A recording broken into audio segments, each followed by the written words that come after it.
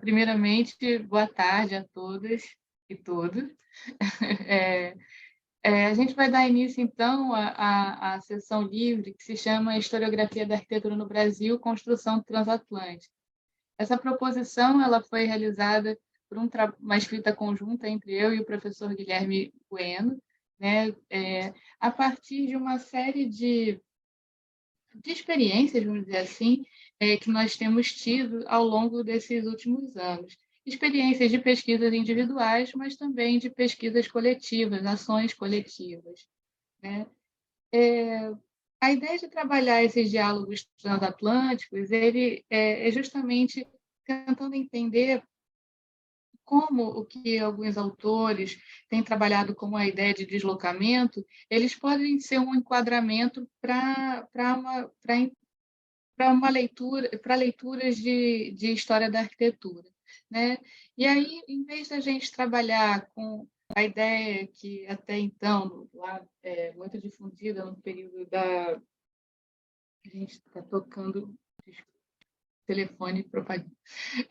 É, em vez de a gente entrar numa discussão a partir de escalas de análise, da pequena escala, a grande escala, a pequena duração, a grande duração, ou a ideia de atores, um foco nos atores não corresponde a um foco nas estruturas ou nos movimentos de longa duração, como se essas coisas fossem uma oposição.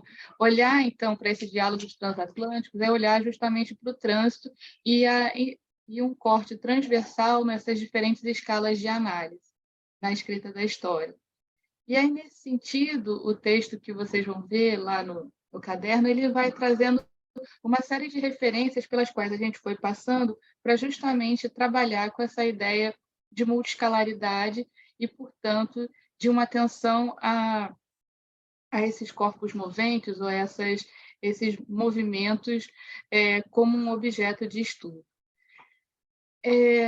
Isso também trabalha com a ideia enfim, da metáfora desses diálogos, então, que acontecem atravessando oceanos, né? Bem, e aí as pessoas que compõem essa mesa, cada um do seu jeito, cada um a partir de um objeto de estudo específicos, vai trabalhar essas possibilidades de diálogos e trabalhar modos de justamente tomar essa, esses movimentos transnacionais como objetos de estudo, né? Como eu disse para vocês, essa mesa ela vem de uma proposição de pesquisas individuais, mas também de projetos coletivos. E aí, em relação a esses projetos coletivos, eu gostaria de apresentar um pouco que parte do que a gente conversa aqui foi desenvolvido num colóquio que aconteceu em setembro, que eu coordenei, chamado Crítica, Mídias e Memórias, em que em uma das sessões do colóquio a gente tinha uma parte justamente para trabalhar a questão dos diálogos transatlânticos na crítica da arquitetura. Nessa mesa, o professor Guilherme justamente trouxe parte do debate que ele está trazendo aqui para a discussão. Naquele momento, ele trabalhou mais a questão da tradução como um modo de lidar com esses diálogos que atravessam culturas e países. Na questão da tradução, mais culturas do que países. E isso vem também isso tem nos mobilizado também de outras maneiras, como em projetos que a gente tem desenvolvido em conjunto e aí em parceria com outras colegas, como a professora Ruth Figueiredo e a professora Daniela Ortiz dos Santos, respectivamente, uma em Portugal e outra na Alemanha, para desenvolver projetos futuros, pensando a continuidade desse projeto da crítica, mídias e memória. Aqui, na mesa de hoje, a gente tem uma parte dessa rede que é mais ligada ao laboratório que a gente faz parte, que é o Laboratório de Narrativas Arquitetônicas, que está sediado no PROARC, na Faculdade de Arquitetura e Urbanismo da UFRJ, mas que conta com membros parceiros de outras instituições, como o próprio professor Guilherme. Enfim, a ideia da gente fazer essa mesa, então, é fazer girar um pouco essas discussões em torno dessa cultura transatlântica de arquitetura e compartilhar os nossos objetos individuais de pesquisa, né? E fazer um convite ao público, então, Samira, Bárbara e Nayara, conhecer um pouco mais disso que a gente vem trabalhando. Não sei se Guilherme quer falar um pouquinho mais sobre essa parte inicial.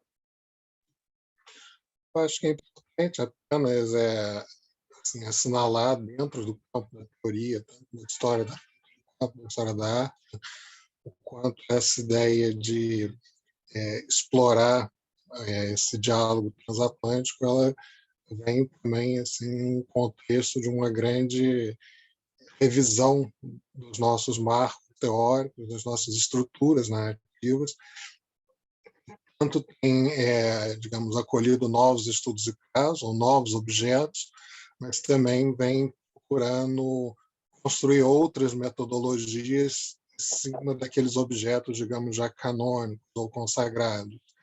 Eu acho também importante ressaltar aqui também que as pesquisas que são apresentadas na mesa de hoje, muitas delas, eu diria a maioria, estão se desdobrando não só em pesquisas de pós-graduação, mestrado, doutorado, mas também vários projetos de iniciação científica. Lembrar, realmente, tem mobilizado muitos dos nossos pesquisadores e também pesquisas de iniciação científica e pesquisas monográficas, como a da Carolina, que vai apresentar hoje aqui, estudante de doutorado. Então, essa mesa, a gente tem, vocês vão notar que a gente, como o que nos une é uma questão de abordagem, ou uma questão, se a gente quiser, de modo de produzir o conhecimento, é uma questão epistemológica, a gente organizou as apresentações não numa carreira cronológica, mas como se fossem quase dois grupos que fazem um jogando um pouco a bola para o outro. Então, a gente começa com um trabalho da Carolina Coppi, que vai justamente apresentar alguns marcos teóricos que ela vem trabalhando no desenvolvimento da sua pesquisa, para falar do que ela chama de subsídios para uma história transatlântica. E aí vocês vão ver que, em termos de recorte temporal, ela está centrada mais no século XIX. Na sequência, a gente vem com um trabalho do professor Guilherme Bueno, em que ele vai debater o termo internacional, né, dentro das suas pesquisas, e cujo recorte cronológico está centrado mais no século XX. Na sequência, eu vou apresentar um trabalho que é uma troca de cartas entre Mário Pedrosa e Simone Guilhem de Lafon, entrando não tanto no debate teórico, como os dois trabalhos precedentes, mas já entrando numa problematização das fontes, né? E aí, no meu caso, eu vou estar trabalhando também com um diálogo no século XX, né? Com atores que envolveram suas poéticas no século XX. E aí, na sequência, vem a professora Niusha Dias Drago, que vai trazer a gente de volta ao século XIX. No entanto, vai ser uma pessoa que vai apresentar mais detalhadamente um outro tipo de abordagens de fontes, mostrando como é que a leitura dessas fontes elas prescinde desse entendimento dessa circulação internacional do seu objeto de estudo. Enfim, então, Carolina, quando você quiser começar.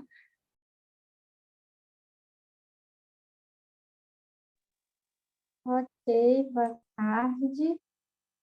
Todo mundo me escuta bem?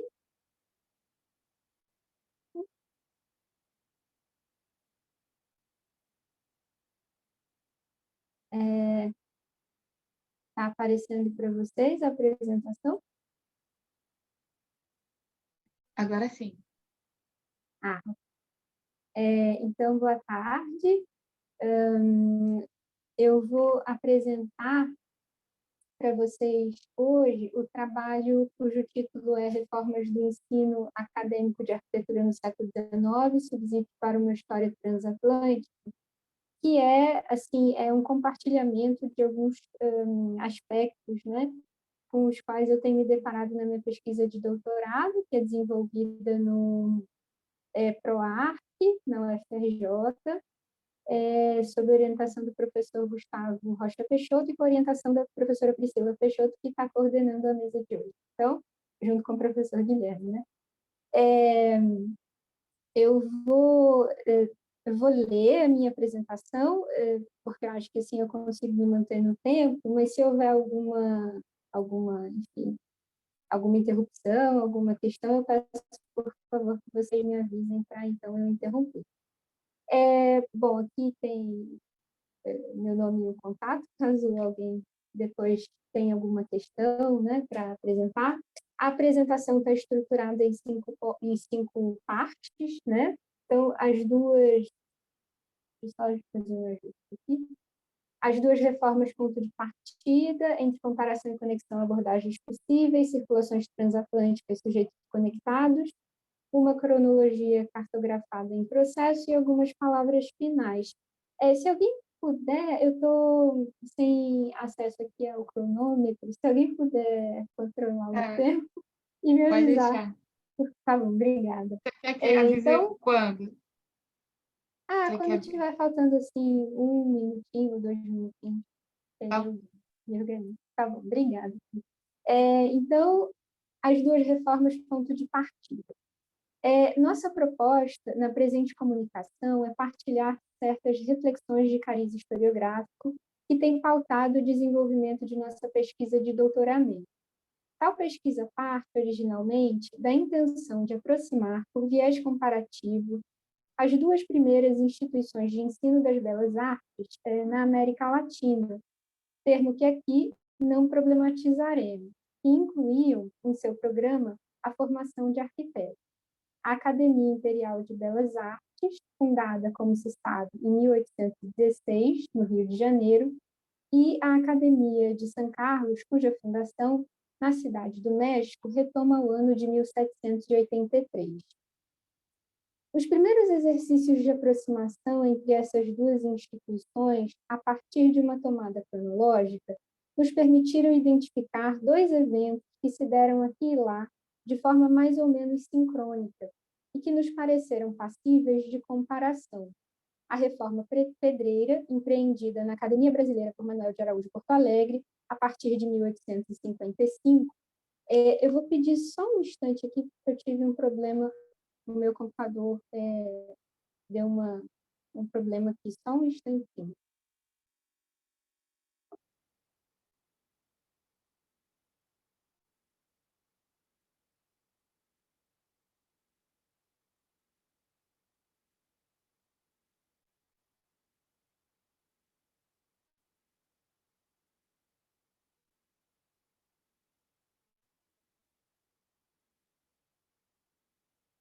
Oi, Carol, você quer que a gente faça? Não?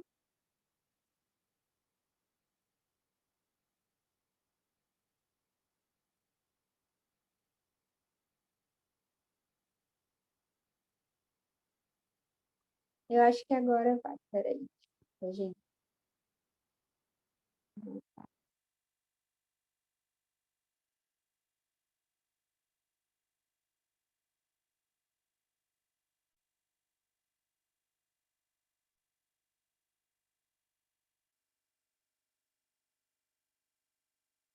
Ele está travado. Não está passando os slides, não é isso?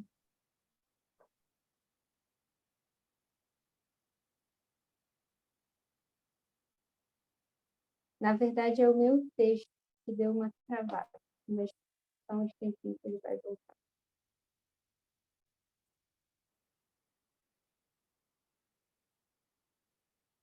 Pronto, retomou. Desculpa. Então, retomou. Os primeiros exercícios de aproximação entre essas duas instituições, uma tomada cronológica, nos permitiram identificar dois eventos que se deram aqui e lá, de forma mais ou menos síncrona, e que nos pareceram passíveis de comparação. A reforma pedreira, empreendida na Academia Brasileira por Manuel de Araújo Porto Alegre, a partir de 1855, e a reforma do ensino de arquitetura, promovida na Escola Mexicana pelo italiano Francesco Saverio Cavallari, a partir de 1857. Nessas reformas tem nos interessado, mais propriamente, o papel desempenhado pela história. A delimitação de nosso objeto de investigação partiu da atenção ao evento a pequena escala, atenção essa informada por nosso interesse, já relativamente antigo, pelas propostas dos historiadores italianos afeitos à microhistória.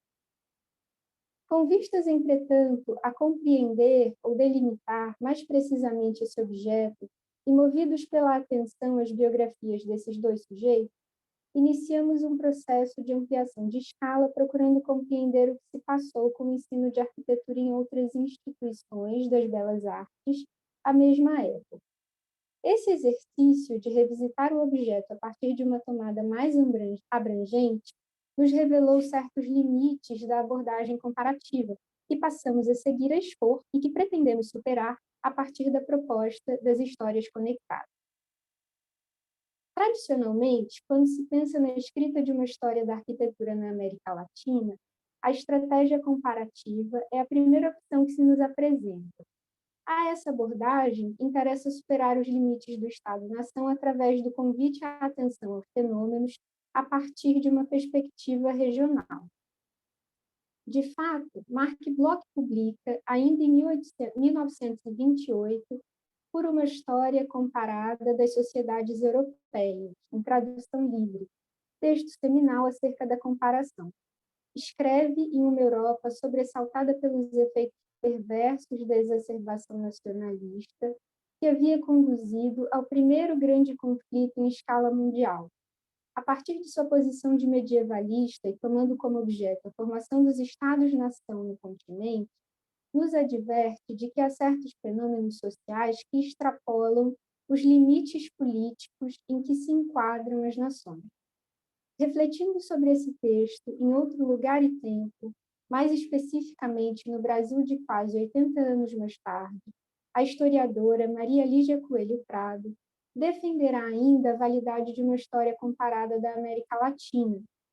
Já ressalta, porém, as críticas de que a abordagem era algo naquele princípio de século XXI. Como se sabe, a intenção de Bloch de ampliação da escala e de rompimento com uma história política, pautada no elogio aos grandes homens, deverá se converter em escola, deverá mesmo se cristalizar ao longo da primeira metade do século XX como um fazer historiográfico de cariz marxista e sociológico que toma por referência os movimentos das massas e privilegia a longa duração em detrimento dos tempos curtos. Modo de operar que encontrará nos trabalhos de Fernando Brodel sua principal expressão. Na esteira, porém, do maio de 68 e do estremecimento epistemológico que ele provoca, as nascentes críticas ao estruturalismo de Brodel invocarão os historiadores a pensar a pequena escala, o evento, os fenômenos de curta duração. O pensamento dos microhistoriadores italianos dos anos de 70 e 80 encontrará reverberação no ambiente francês da terceira geração da École des Annales, nomeadamente em autores como Jacques Le Goff, Jacques Rebel e Michel de Certeau. Uma outra camada de problemas, entretanto, vem reforçar essa exigência de reformulação do proceder no campo. Tomadas as contribuições da antropologia, sobretudo a partir dos anos de 60, em seu esforço de encontro com o outro, se estabelece de forma premente a necessidade de afastamento da centralidade da Europa e, complementarmente, dos Estados Unidos, enquanto locus privilegiado de observação do mundo. Somente a isso, as lutas contra os colonialismos em África e em Ásia, que se desdobram não raro, em vontade de autonomia também nos modos de pensar, viver e de construir conhecimento.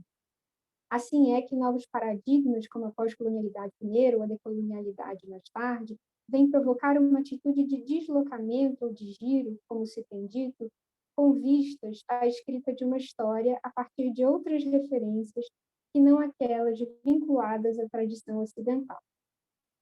Desses dois aspectos, essencialmente, parece derivar a crítica à comparação, quando Bloch, diante dos problemas e condições que então se lhe apresentavam, convida os historiadores a extrapolar os limites do Estado-nação, ele acaba colateralmente por reafirmá-lo. A comparação tradicionalmente prescinde da noção de nação, ou antes, se configura a partir dela. O conceito de região, saída imaginada por Bloch, não parece mais capaz de dar conta do problema do historiador no mundo de hoje. Mundo esse que lhe exige um agir despido quanto possível das concepções a priorísticas e dicotômicas a partir das quais se tem, tradicionalmente, produzido conhecimento acerca dos homens no tempo. Mas retornemos aqui brevemente ao texto de Maria Lígia Coelho Prado. Debruçada sobre o problema da comparação na América Latina e tanto comprometida com o giro a que há pouco nos referimos, a autora anunciará a saída possível na abordagem denominada Histórias Conectadas ou História Transnacional, que propõe, paradoxalmente, conciliar com a própria comparação. Essa perspectiva é relativamente recente. Segundo a historiadora Bárbara Weinstein, a virada transnacional, como ela chama, teve início nos anos de 1990. Para Dinalva Roldan, a abordagem deriva dos esforços de pensamento e produção de uma história em escala global. Pensar uma história que se constrói globalmente neste princípio do século XXI significa incorrer em uma dupla reação. De um lado, ao excessivo apego pós-estruturalista à categoria do sujeito e ao fragmentário, e de outro, à exagerada concentração da história broderiana nos movimentos das massas e na totalidade. Assim, não se trata propriamente de um aceno a uma mudança de escala do objeto, mas sim a uma alteração de foco que passa a incidir nas conexões e nas circulações. Ao final de seu texto, e recorrendo uma vez mais ao escrito seminal de Bloch, Maria Lígia Coelho Prado apontará para a possibilidade de articulação entre as duas propostas. Eu cito: voltando a Marc Bloch, seria extremamente fecundo, com o rigor e os procedimentos metodológicos próprios do ofício do historiador, buscar a unidade do problema em duas ou mais sociedades latino-americanas e promover as devidas conexões globalizantes. Fim de citação. Circulações transatlânticas, sujeito conectado. A 14 de maio de 1831, então contando 24 anos de idade, Manuel de Araújo Porto Alegre deixa o porto do Rio de Janeiro em companhia de seu mestre Jean-Baptiste Debré, com vistas a completar sua formação em Paris. Deixa atrás de si a capital que conhecera poucos anos antes, saído de seu Rio Grande natal. Um Rio de Janeiro em turbulência, permeado pelas incertezas decorrentes da abdicação de Pedro I, ocorrida no mês anterior. Capital de uma nação recém-estabelecida, onde tudo, inclusive a própria história, estava ainda por construir. É justo no ambiente da Paris do segundo quartel do século XIX que Porto Alegre parece tomar consciência do papel da história para a configuração de uma nação nascente. Paris essa em que se encontrava em pleno fôlego a empreitada zelosa de Charles Nodier e do Barão Taylor, consolidada nas viagens pitorescas e românticas pela França antiga em tradução livre, e alimentada pela sensibilidade romântica. Ou ainda, a Paris, em cuja vizinha Saint-Denis, seu mestre François Debré se ocupava dos trabalhos de restauração da basílica de mesmo nome. Também durante a estada parisiense, escreverá com os jovens colegas brasileiros Domingos José Gonçalves de Magalhães e Francisco Salles Torres Homem o texto Resumo da História da Literatura, das Ciências e das Artes no Brasil, apresentado no ano de 1834 ao Instituto Histórico de Paris. Vai-se, então, pouco a pouco, sendo conformada a postura daquele que, mais adiante, empreenderá esforços basilares no sentido da escrita de uma história da arte brasileira. Intuímos que esses esforços informam a situação reformadora de meados do século, com a inclusão no currículo da disciplina História das Artes, Estética e Arqueologia, e com a renovação da Pinacoteca da escola. Também a École des Beaux-Arts, frequentada por Porto Alegre nos anos de 30, será reformada em 1863 pelo arquiteto Eugênio Emanuel Viollet-le-Duc. Para além das mudanças de ordem administrativa, cabe ressaltar a admissão de novos temas e interesses, como, por exemplo, as referências medievais no ensino da arquitetura. Viollet-le-Duc é arquiteto central em seu trabalho de historiador e teórico para a compreensão dos debates em torno da arquitetura do medievo em França, e principalmente por, a partir da observação da história, levantar o problema da modernidade na arquitetura, sobretudo através dos seus entretiens sur l'architecture.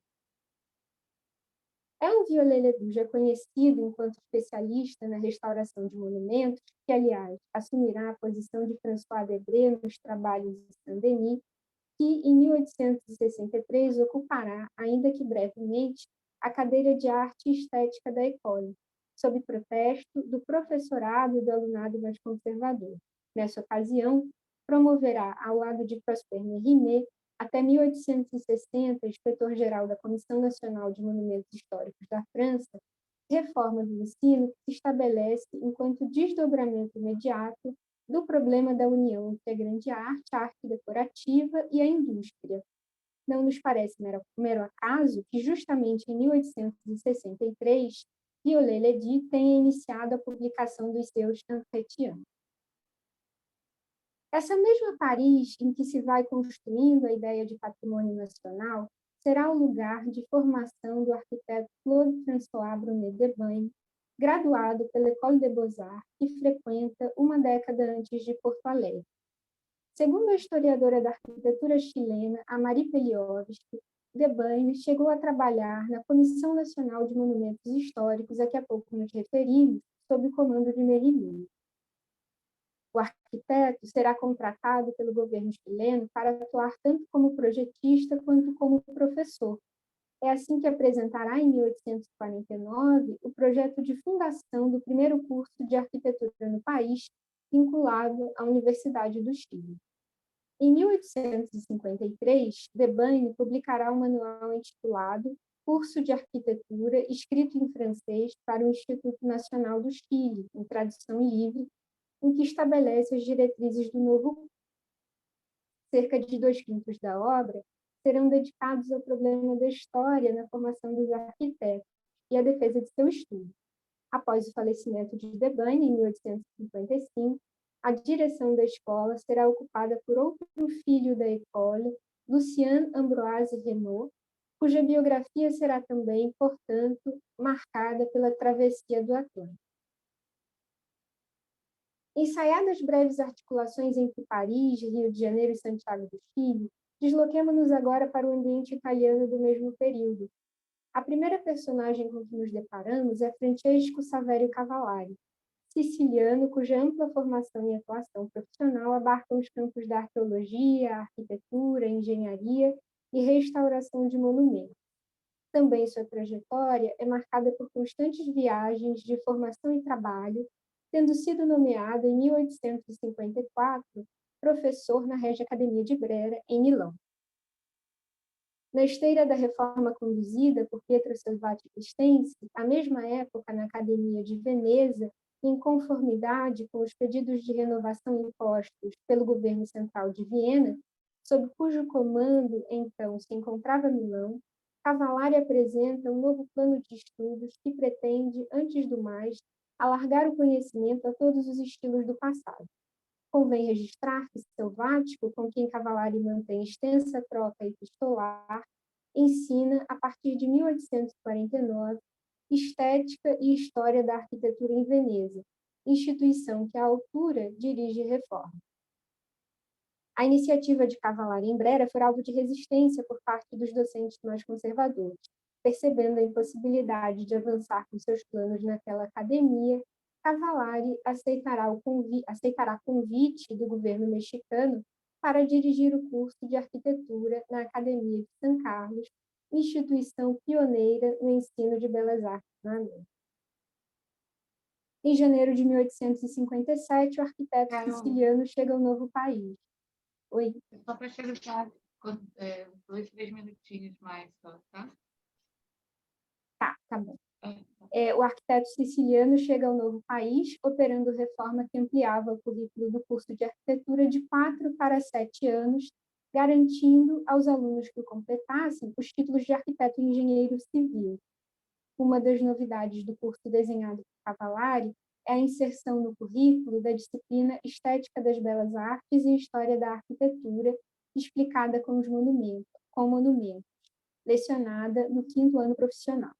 Além disso, o arquiteto italiano será autor, à semelhança da escola brasileira, da reforma da pinacoteca do edifício, processo informado pela intenção de configuração de uma escola mexicana de pintura.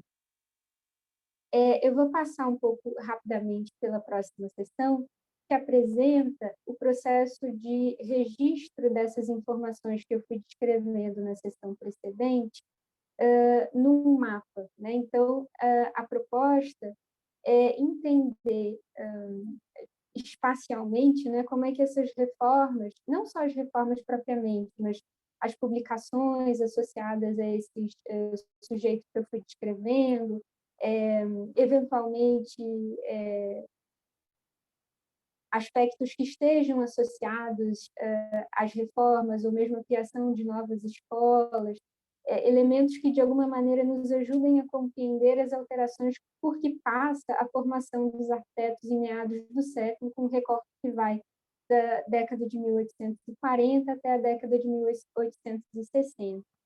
Essa cronologia cartografada está sendo construída pouco a pouco, e aí eu não vou apresentá-la assim, com mais cuidado, por conta do limite de tempo, né? Mas então eu vou passar as palavras finais para ir apontando, né, os caminhos que eu fui identificando ao longo do processo de escrita desse material. Então, a partir do exposto, depreende-se que o desenho de nosso objeto de pesquisa fez nos deparar com certos questionamentos de fundo historiográfico que nos exigiram a atenção aos debates encampados na contemporaneidade pela teoria da história. Tornou-se necessário, a partir daí, um cauteloso exercício de sucessivos distanciamentos e aproximações que teve por consequência não propriamente o redesenho do objeto, mas a sua observação a partir de outras perspectivas. O reposicionamento a que nos submetemos iluminou nossa compreensão desse objeto e, em simultâneo, abriu caminho de desdobramento da pesquisa que ultrapassam o próprio projeto de tese. A mudança de escala seguiu-se a opção pela ênfase nos deslocamentos e circulações, tornando-se a experiência da viagem, sobretudo as transatlânticas, como essenciais à compreensão das biografias dos reformadores e de certos aspectos associados a essas reformas. Quanto ao instrumento em construção, isto é, a cronologia cartografada, não podemos deixar de observar que consiste, da maneira como se encontra, em reflexo de uma historiografia da arquitetura de cariz eurocentrado, como, aliás, é comum ao século XIX, mas é simultaneamente potência para transcender esse modo de fazer história, desde que não só permite, mas instiga a busca de informações sobre o que se passou nesse mesmo período em outras localidades do globo. Esperamos que, a partir de esforços coletivos de pesquisa, outros pontos venham se somar aos já registrados no mapa e, consequentemente, uma outra história da arquitetura possa ser contada, de uma modernidade que se constrói mais nas experiências e ações dos homens que a partir dos limites que encerram as nações pelas quais eles circulam. É um pouco isso que eu gostaria, então, de compartilhar com vocês. Obrigada e peço desculpas pela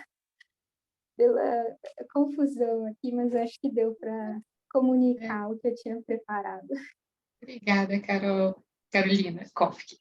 Eu vou passar agora para o professor Guilherme Bueno.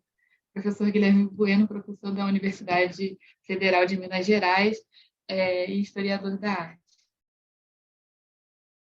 Bom, boa tarde, vou tentar falar alto, porque eu estou competindo com uma chuva aqui do lado, uma tempestade, então espero que vocês consigam me ouvir.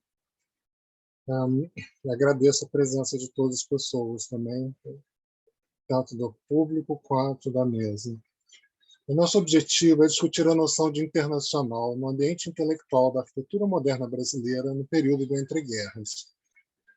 Sendo mais específico, sua mal resolvida relação com o regime varguista. Trabalharemos com uma hipótese negativa, um por que não, mas o evasivo por que não ajuda a perceber um campo em aberto. No que concerne o Brasil, falar a respeito da circulação de imagens de sua produção mundo afora, assim como de seus visitantes ilustres, Frank Lloyd Wright, Saarinen, Le Corbusier, ou, no âmbito da Segunda Guerra Mundial e do imediato pós-guerra, das exposições Brasil Builds, Latin American Architecture, a publicação de Modern Architecture in Brazil, Henrique Midlin, é assunto suficientemente explorado. Outro ponto assinalado por nós, en passant, é o trânsito de ideias mediado por livros e revistas, que nos permite saber o que se lia e o que não se lia, ou que pelo menos não se discutia tão aberto e publicamente. Isso nos leva à suspeita de Gideon só ter se largamente incorporado a partir dos anos 40, apesar de sua correspondência com Warshawski. Cito de propósito, ao nos acenar um não evento. O decisivo, construção na França, construção em ferro, construção em concreto armado, candidato ao Big Bang de uma versão histórica para a arquitetura moderna, convocado por autores que vão de Walter Benjamin a Henry Russell Hitchcock, teve um papel fundamental para solidificar em meio aos CIA e as internacionais construtivistas a estratégia do internacionalismo.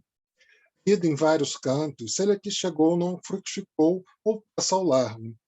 Tínhamos sido privados da introdução à autoenunciação do internacionalismo.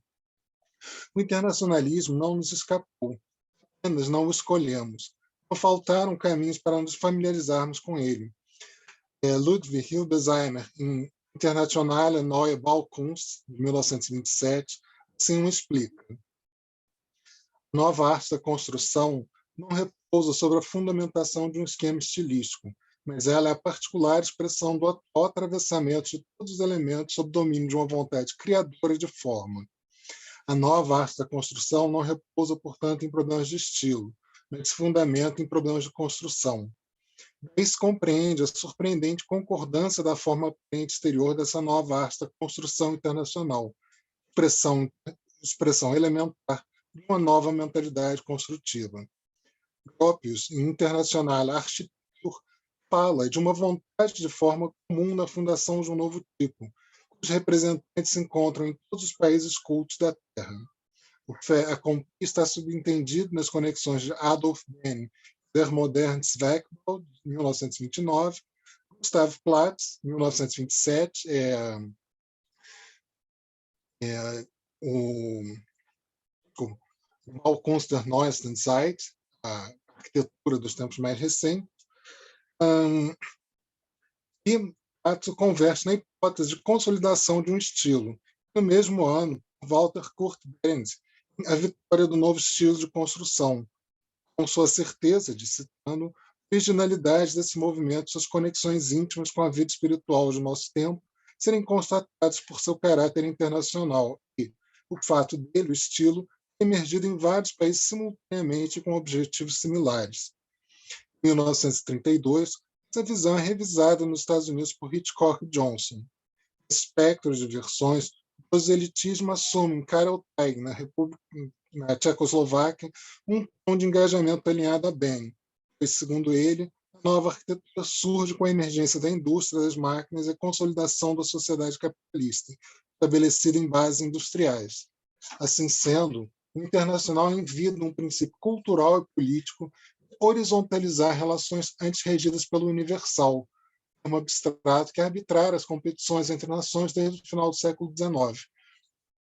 Internacional, ao eleger pontos de contato e não de confronto com quanto de disputas entre países, assinala, não obstante, perspectivas ideológicas discrepantes, abraçadas por autores que vão do comunista Teig ao liberal Hitchcock, externando suas respectivas intenções de demarcar zonas de influência.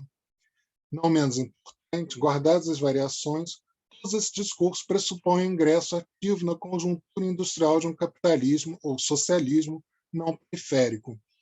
Internacionalismo e industrialização, quando se refere à arquitetura moderna, são termos geminados, tendendo à sinonímia.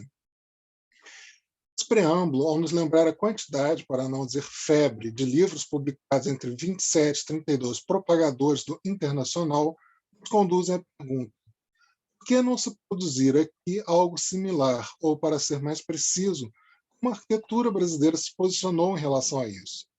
Tomemos novamente 1932.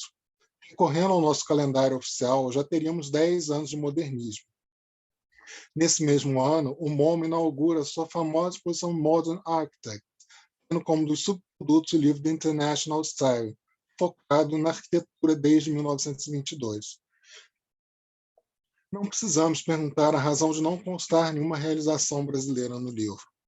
O privilégio ao eixo Europa-Estados Unidos deixava claro o interesse das relações entretecidas, e, ao que parece, só depois outras modernidades seriam convidadas, apesar delas contarem com realizações. Mas podemos fazer perguntas. Produziu-se aqui algo mensurável, compatível ou com o mesmo fôlego desse balanço de uma década? Porque, aparentemente, a divisa do internacional não vingou, nem se alastrou aqui com a mesma rapidez e contundência vista em outros países, porque essa aliança não foi privilegiada em seu favor. Para entendermos o lugar do Brasil no internacional, duas questões adicionais nos são mais proveitosas para tirar partido da data. A primeira, que chama a atenção, de não haver indício de recepção da exposição do livro ou da recepção da exposição do livro no Brasil. Aliás, de quase nenhum outro título que tratasse da noção de internacional, exceção feita ao livro de Prats, que chega em 1936. Temos inclusões na lista de não lidos. A segunda questão, realmente importante, é que isso não se deve a um desconhecimento de parte a parte.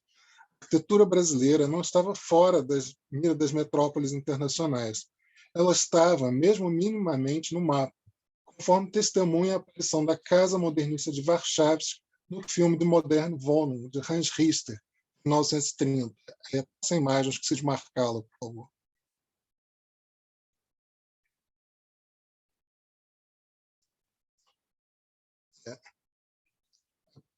Pulou a casa do Warszawski no filme.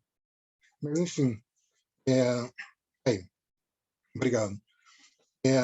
Aparição na Casa Modernista de Warszawski, no filme de Moderne Wohnung, de Hans Richter, de 1930.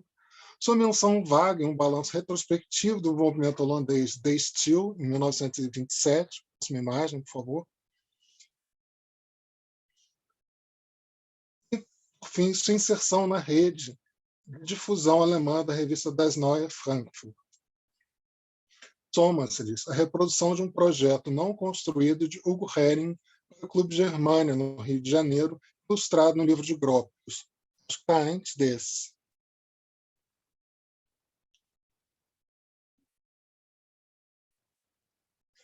Acho que está avançando, não...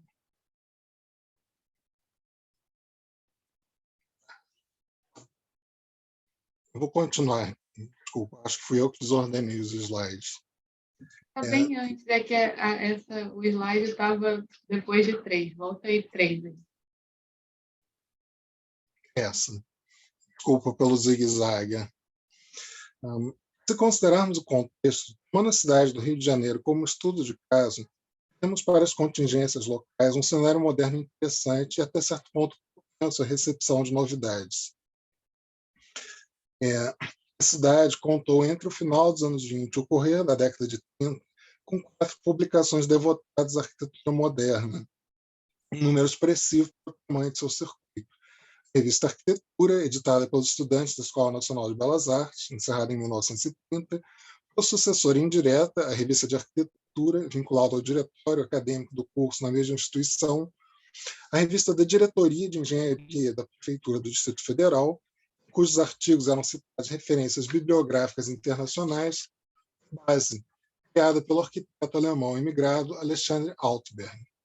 Quanto a organizações profissionais, para além daquelas de classe, havia a Sociedade ProArte, o Clube de Arte Moderna, sem vínculo com o CAM original de São Paulo, e a Associação de Artistas Brasileiros, criaram uma seção criada pelos jovens responsáveis pela promoção do primeiro Salão de Arquitetura Tropical.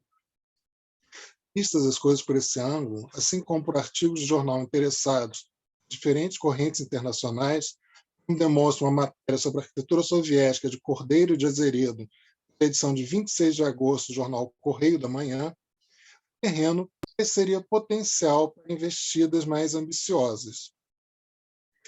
Esta conjuntura possibilitasse o salto entre publicar artigos, revistas e produzir um livro, como ocorrido em outros centros, algo a respeito do qual só podemos especular. Limitação de recursos financeiros, insuficiência de obras que completassem um volume inteiro, um argumento de antemão duvidoso, dada a contraprova verificável nas revistas, uma relativa autossuficiência do círculo profissional diante do público leigo, pensando a tarefa de vulgarizar de maneira mais incisiva referências dominadas internamente. Essas hipóteses não avançam muito e tendem a rodopiar em conjecturas. Não obstante, reconhecemos haver algumas pré-condições que viabilizariam uma identidade internacionalista, além de apenas ser consciente de sua existência. O obstáculo são as outras pré-condições, aquelas ausentes. A principal delas é a fragilidade, se não rarefação, de um parque industrial de base consolidado, ou como diagnosticara Oswald de Andrade em 1933, não passava de um parque de transformação. Temos um proletariado, mas nenhum fórum similar a Werkbund, por exemplo, nascida da sedimentação do debate organizado pelo imbróglio entre tecnologia, indústria, reforma do trabalho, crise do artesanato dos ofícios vindo do século XIX.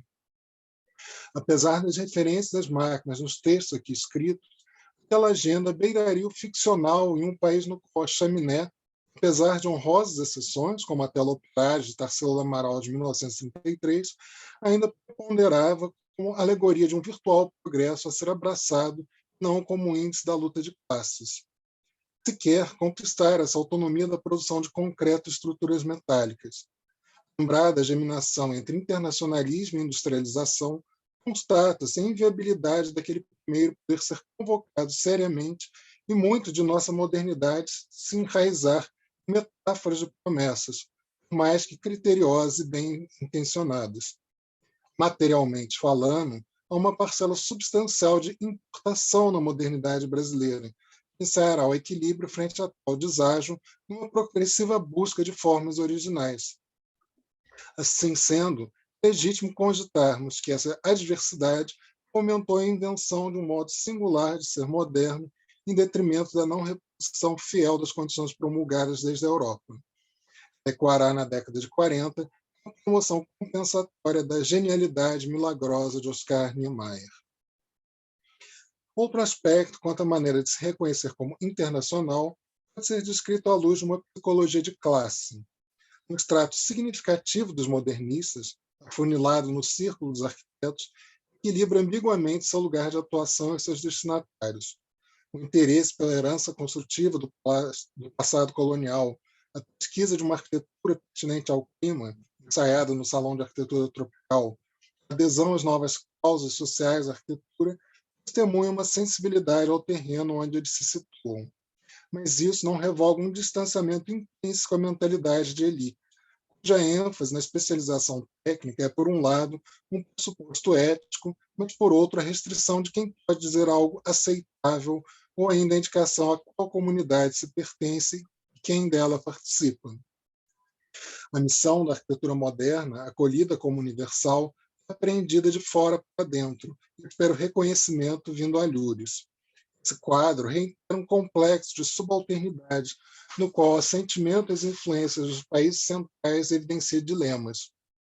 Oxigenação perante o posicionismo, igualmente distinção cultural de um grupo. A capacidade de transformar seu próprio meio, aliada à ânsia pela proximidade e pertencimento virtual definido a partir da metrópole, esse zeloso respeito não deixará de cobrar seu preço nas polêmicas transcorridas entre nossos arquitetos e a crítica internacional dos anos 50, faz com que a legítima solidariedade entre classes se mostre ciosa da expectativa de ser concedida aos nossos profissionais em condição de igual para os pares do hemisfério norte. Projeta-se para a sociedade brasileira, visando projetar-se naqueles grupos sociais fixados nos centros. Parece mais confortável ser autorizado a ingressar no internacionalismo que reclamá-lo a partir de si, algo arriscado por Lúcio Costa somente em 1952, em seu livreto Considerações sobre a Arte Contemporânea, quando ele quer gozar desse novo privilégio. outros impasses na trama sociocultural mediante a qual se estrutura a agenda local para o moderno. A experiência de internacionalismo, de modo geral, era neutra e, de modo específico, um pouco meramente teórica, de figuras como Warshawski, em São Paulo, e Augsburg, no Rio de Janeiro. Ambos, ela estava introjetada como vivência formativa, permear-lhes a prática e assentar uma base conceitual menos arraigada ao ditame do traço nacional a priorístico. A menção aos dois remonta à heterogeneidade do meio profissional e intelectual, mas, sobretudo, às fissuras provocadas pela situação política do país, cujo projeto cultural do Estado Novo com reservas à presença do internacionalismo. Se, mesmo com indulgência, a arquitetura soviética poderia figurar em um jornal em 1934, chegaria em primeira mão através de um livro de Olisitsky, nos anos seguintes, o cenário inviabiliza isso, intensificando as associações pejorativas entre arquitetura moderna, internacionalismo, bolchevismo, marxismo e antissemitismo, como atestam os artigos veiculados na imprensa às vésperas da imposição do Estado Novo. O internacionalismo, qualificado de judaico e tudo mais, é tratado como ameaça pelos setores reacionários.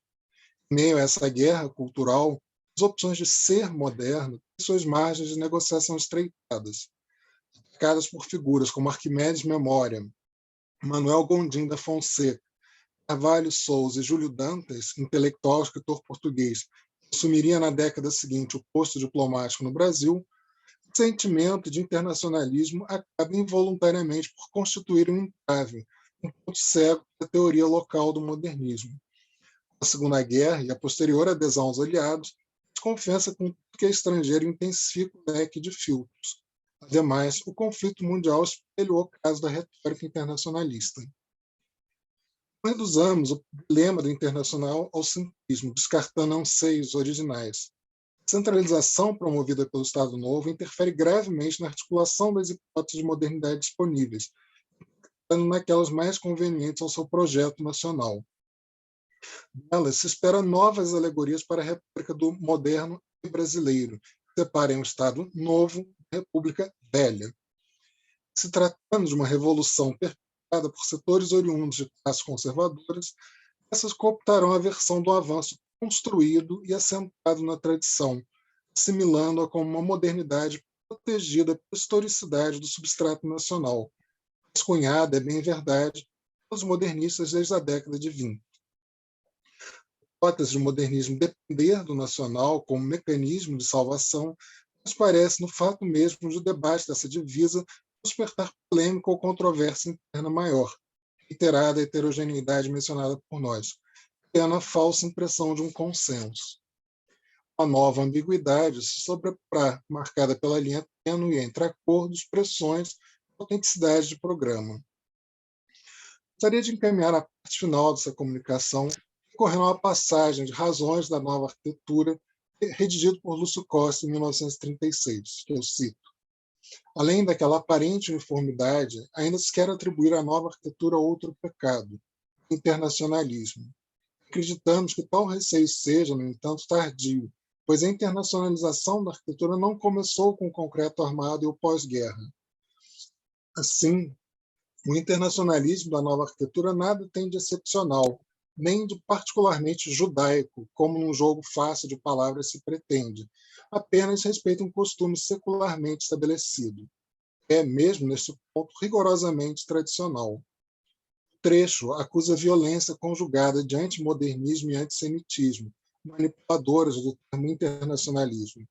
Mas, após desacreditar o argumento rival, Costa não se furta a neutralizar os temores que ele suscita, tratando como uma convenção tácita, costume secularmente estabelecido, rigorosamente tradicional, e consensual numa leitura em longa duração, reduzindo a polêmica e a desimportância. Conhecemos a teoria de Costa e deduzimos de seu texto que virá depois. Porém, essa solução abranda aflições e cairá em outro problema.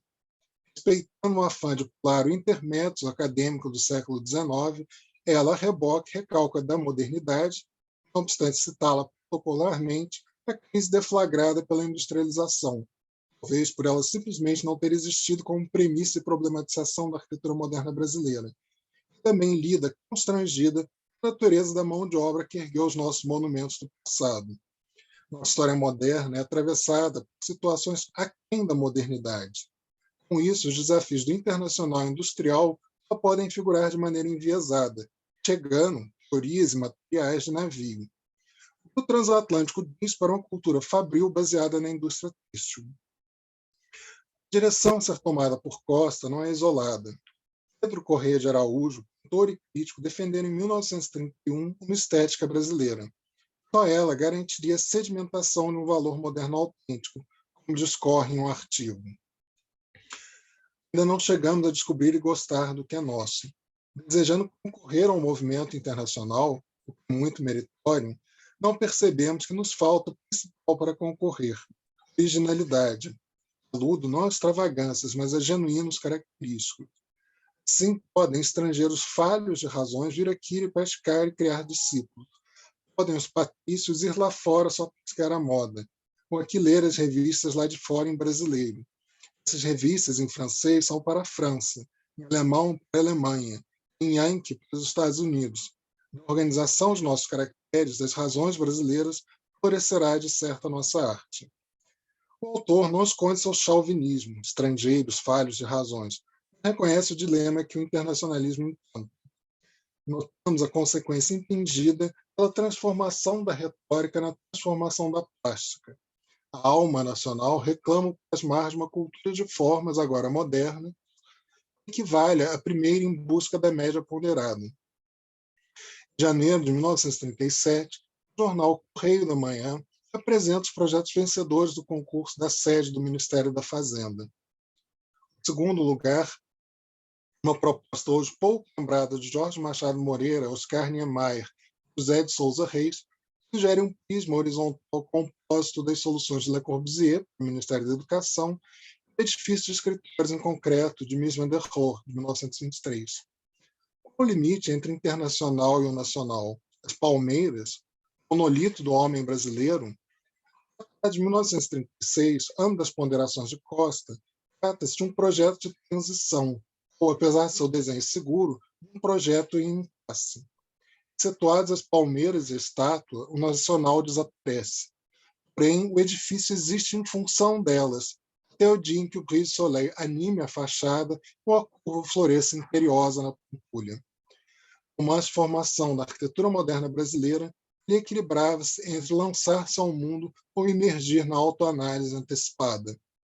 Após um passo promissor com o pavilhão brasileiro em Nova York, em 1939, a situação caminharia mais ou menos assim até chegar em 1943, quando o regime percebeu a sua chance internacional.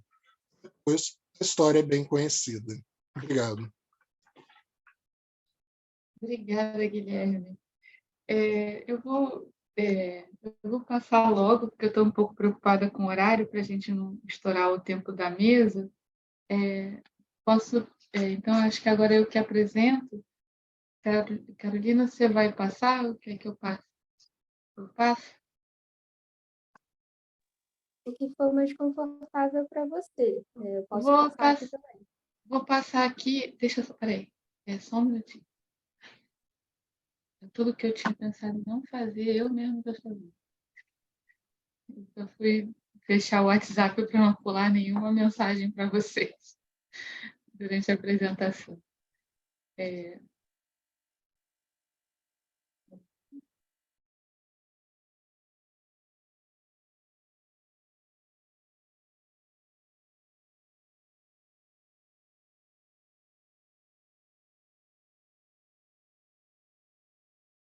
Então, boa tarde a todos, né, de novo. Eu vou, então, fazer a apresentação desse trabalho, que tem o título Correspondências de Mário Pedrosa e Simone Guillet Lafon, Nota sobre a Construção de um Congresso. Né? Então, essa apresentação, ela aborda uma pesquisa que venho realizando já há alguns anos e que se dedica ao Congresso Internacional, um congresso realizado no Brasil em 1959, chamado Congresso Internacional Extraordinário de Críticos de Arte, que foi realizado em 3 cidades diferentes, Brasília, ainda um canteiro de obras, e São Paulo e Rio de Janeiro.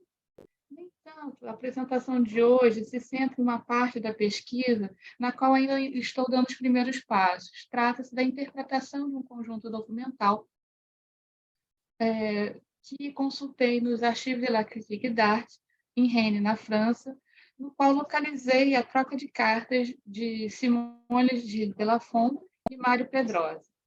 Nessa correspondência, se apresenta a construção do Congresso, que eu mencionei, que, como conjunto documental menos explorado pelos estudiosos do encontro, buscarei demonstrar como ela revolve camadas já assentadas na interpretação do evento.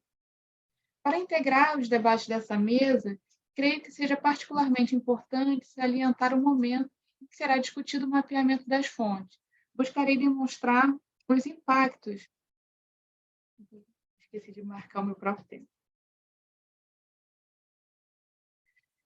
Então, para integrar os debates da mesa, creio que seja particularmente importante salientar o momento em que será discutido o mapeamento de fontes. Buscarei demonstrar os impactos da restrição ao acesso a coleções e arquivos na escrita da história do Congresso. Além disso, dada a natureza do evento, o encontro internacional organizado pela AICA, Associação Internacional de Críticos de Arte, que é um braço da Unesco, buscarei trazer insumos para abordar e problematizar objetos de pesquisas como esse, cujo sítio é o trânsito em um circuito de escala global. Bem, justamente para trabalhar, processar a imagem aqui, justamente para trabalhar com a escala como a imagem, justamente para trabalhar com essa escala, uma escala de escala global, tomo como imagem um bordado como metáfora. Tomo a imagem do bordado como uma metáfora. Em alguma medida, a imagem do bordado me ajuda a construir um modo de pensar sobre como perpassar a tendência de se ler apenas permanências e estruturas, ou seja, de como ir além dos elementos mais visíveis na escala dos movimentos globais, e, ao contrário disso, interpretar uma rede transatlântica como uma construção, urdida em ações nas quais ainda se podem ler gestos de uma ou de várias pessoas. Então, usando a imagem do bordado, um estudo de permanências talvez se fixasse na leitura das formas que se materializam na frente da tela de bordar, naquilo que define um mote, uma aparência reconhecível ou uma determinada composição. No entanto, o olhar para a escala dos atores, reafirmando um compromisso com a dimensão política no sentido lato dos fazeres e das práticas, nos leva, diante do mesmo bordalo, a estudá-lo pelo seu avesso. Ou melhor, em um jogo de leituras em verso e retroverso, em que se possa, pelos fios tecidos pelas agulhadas, interpretar o mote, a aparência, a composição, pelos vestígios dos gestos que ficarem em um passado, dos fazeres que se deixam revisitar apenas pelo entrelaçar das linhas.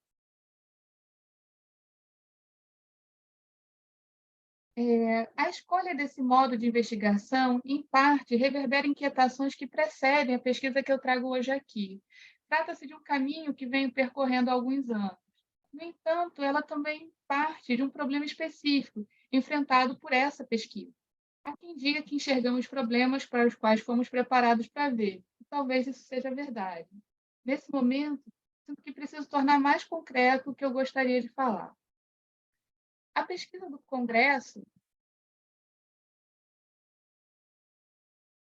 a pesquisa sobre o Congresso Internacional Extraordinário de Críticos de Arte de 59, como boa parte das pesquisas, começou por um esforço em se estabelecer um estado da questão, ou seja, com uma ação que reuniu leituras que me ajudassem a localizar os trabalhos que já haviam abordado o Congresso de 59 e, com isso, localizar questões que pareciam latentes ou em aberto.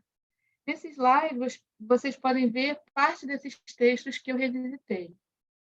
Foi com base nessas leituras que desenhei os primeiros caminhos a serem trilhados pela pesquisa, questões que se dedicam a problematizar o acesso às fontes do Congresso de 59 e a escrita da sua história. Nesse conjunto de quadros, apresento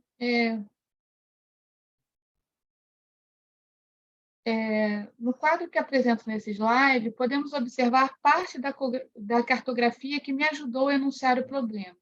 Nela, vocês podem observar as fontes mais utilizadas nos trabalhos dedicados ao Congresso de 59 e constatar o papel e a transcrição das sessões do Congresso e as revistas especializadas em arquitetura tiveram nessas interpretações. Assim, os primeiros esforços de pesquisas que eu empreendi no âmbito do meu trabalho foram de localizar as fontes menos utilizadas e também prospectar alguns fundos arquivísticos não mencionados pelos trabalhos anteriores. Em relação a esses dois modos de operação, gostaria de mencionar, então, dois conjuntos que trabalhei um pouco mais. Trata-se dos jornais de grande circulação e o acervo fotográfico do Museu de Arte Moderna do Rio de Janeiro. Então, esse aqui é um das fontes mais utilizadas, que tem os relatórios das conversas no evento. É esse que aparece em quase todos os trabalhos iniciais sobre o Congresso. As revistas especializadas são as revistas Habitat, sobretudo a Módulo e a Brasília, tá? Que essa imagem aqui. Mas o que eu queria apresentar para vocês, então, de uma maneira mais detida, são esses dois outros conjuntos documentais que eu venho trabalhando, que são os jornais de grande circulação e as fotos que estão salvaguardadas no Museu de Arte Moderna do Rio de Janeiro.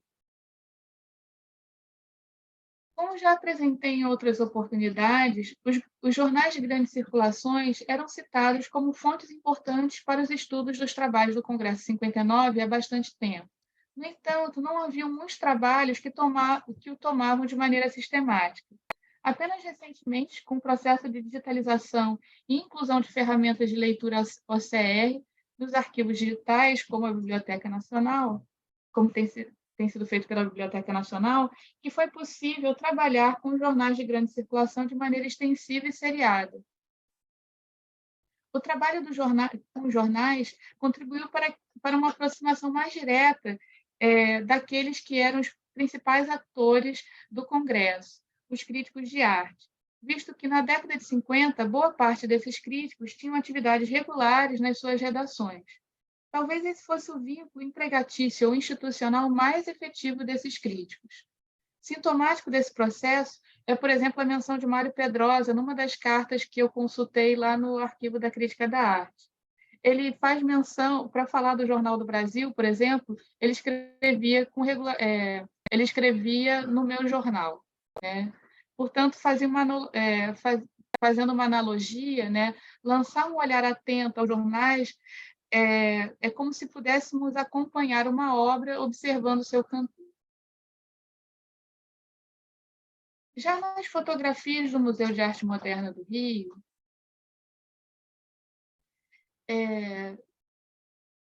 já as fotografias salvaguardadas no ManRio, elas representam outra faceta em relação ao acesso às fontes do Congresso de 59. Trata-se de documentos que ainda não haviam sido citados em trabalhos anteriores, pois até recentemente não haviam sido catalogados. Sua localização se deu à medida que eu busquei voltar aos locais em que eu sabia que o Congresso havia sido realizado e, por sorte, as fotografias haviam acabado de ser identificadas e catalogadas. Esse conjunto documental trouxe outras facetas sobre a preparação do evento e, sobretudo, contribuiu para que eu identificasse mais atores que haviam participado do evento. Em conjunto com as fotografias que se conhece da parte do Congresso que se realizou em Brasília, as fotografias do ManRio ajudaram a pensar os fluxos dos participantes nas diferentes cidades em que o evento aconteceu, bem como abriu um campo de possibilidades para uma atenção mais fina a esses próprios participantes. Chamando a atenção, por exemplo, a participação feminina no encontro, uma série de críticas de artes mulheres que pouco tiveram voz nas sessões do evento, mas cuja presença nas fotografias demonstravam que estavam longe de ter uma atuação subalterna. Esses dois conjuntos de fontes, os jornais de grande circulação e as fotografias do ManRio, me ajudaram a explicitar como havia certo vício interpretativo nos trabalhos realizados, sobretudo até 2009, devido a uma concentração reincidente no mesmo conjunto documental, como eu mostrei para vocês, as atas do Congresso e as revistas especializadas em arquitetura. Uma atenção mais fina a esses novos acervos me ajudava a apresentar uma rede de críticos e de cidades ligadas ao Congresso com mais pontos de contato do que aqueles dois que eram reincidentes, Mário Pedrosa e Brasília, e que haviam dominado o foco de boa parte das interpretações dos primeiros 50 anos da fortuna crítica dedicada ao evento.